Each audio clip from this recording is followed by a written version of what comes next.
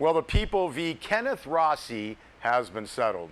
Antioch County District Attorney Thomas Hardy issued a press release noting that last Wednesday, Kenneth Rossi, husband of Don D. Rossi, entered pleas of no contest to 2 counts of felony violations of Revenue and Taxation Code sections 19706, failure to file California income tax returns for the 2009 and 2010 tax years.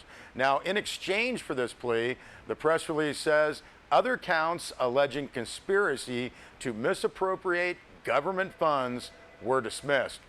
Kenneth Rossi was placed on 3 years of probation and ordered to serve 364 days in the Antioch County Jail in Independence.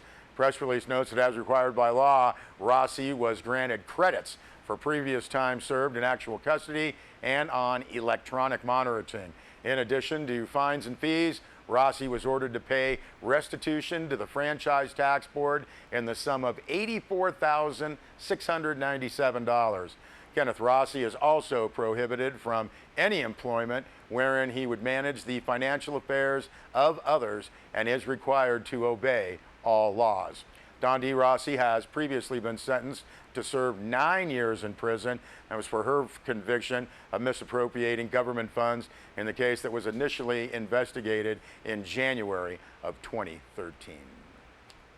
Now, Bishop's Fire Chief Ray Seguin has announced his intention to retire effective December 30th, 2017. Seguin, who has served the citizens of Bishop, and may I add, served them quite well, since December 27th, 1999, said his wife Kari and I have achieved retirement eligibility and have decided to begin the next chapter of our lives. Serving this great volunteer fire department and community has been extremely rewarding and a true pleasure. Now, a joint statement issued by Bishop City Administrator Jim Tatum on behalf of the Bishop City Council, as well as Mike Holland on behalf of the Rural Fire Commissioners, said Ray has brought a high level of professionalism to our exceptional volunteer department and has made significant accomplishments in the areas of firefighter training, improved equipment, and safety procedures. He has become an integral player in our community. Finding a replacement won't be easy. We wish Ray and Carrie many happy years of retirement. Now, Jim Tatum and Holland went on to explain an extensive search for a new chief is about to begin utilizing the services of Ralph Anderson and Associates, the same firm responsible for, the press release says, very successful recruitment of Bishop Police Chief Ted Steck. Well, Deb Murphy filed this story. Pine Creek Village, familiarly known as Robana, is officially off the hook with the State Water Resource Control Board and in compliance with staffing regulations at its wastewater treatment operation. More importantly, according to Water Attorney Greg James, the addition of a Grade 3 plant operator won't put an extreme financial burden on the residents living in one of the only bastions of affordable housing in the Owens Valley. Now, last December, Sierra Wave Media reported on the dilemma faced by village owner John Hooper and the residents in the 86 houses. The village was found out of compliance with new State Water Resource Control Board regulations for privately operated wastewater treatment facilities. In a nutshell, the operation was classified with treatment plants designed to accommodate 25,000 homes, generating 5 million gallons of wastewater a day. Now, the new regulations required a Grade 3 chief plant operator and Grade 2 Class 2 operator. Now, according to Hooper, the operator, Ken Wilder, spent roughly an hour or two a day tending to the operation with no issues. Now, the cost of required staffing would increase rents up to $200 a month. Hooper and Attorney James appealed to the good sense of the SWRCB and were turned down. Now, the next step was a petition for review, a series of teleconferences, and then a formal withdrawal of the petition when Grade 3 operator Keith Hafner was hired. Now, the effort to help the SWRCB realize small treatment plants in rural areas are really tiny and shouldn't be lumped in with suburban tracts may bring future changes in staffing regulations.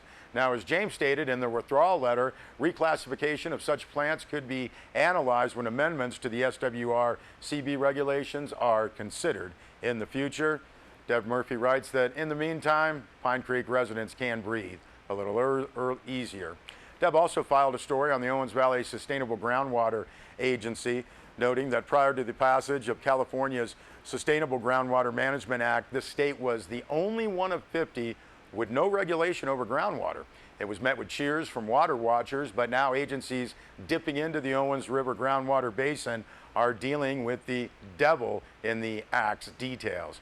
Inyo County's Water Department has a tentative 3-year budget for the newly formed 11-member Groundwater Sustainability Agency, and according to Bob Harrington, Department Director, the number is in the $600,000 to $700,000 range, a number that includes the development of a management plan. Deb's full story on that posted on sierrawave.net. Well, a Mammoth Lakes woman was jailed on $2 million bail after a fatal driving collision.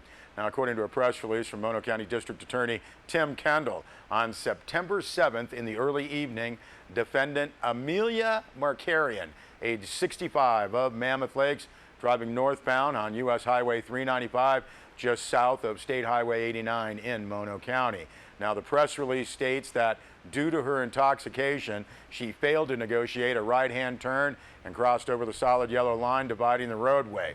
She collided head-on into the victim's vehicle, being driven southbound by Colville resident Christopher Harper, killing him instantly.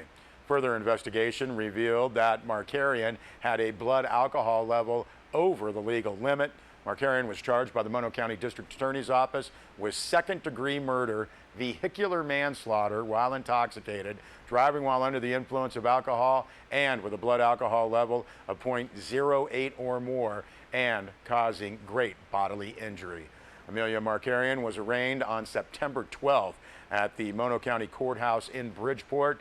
She pled not guilty. She's being held on $2 million bond, and her next court date is set for October 10th. We'll be back with more news.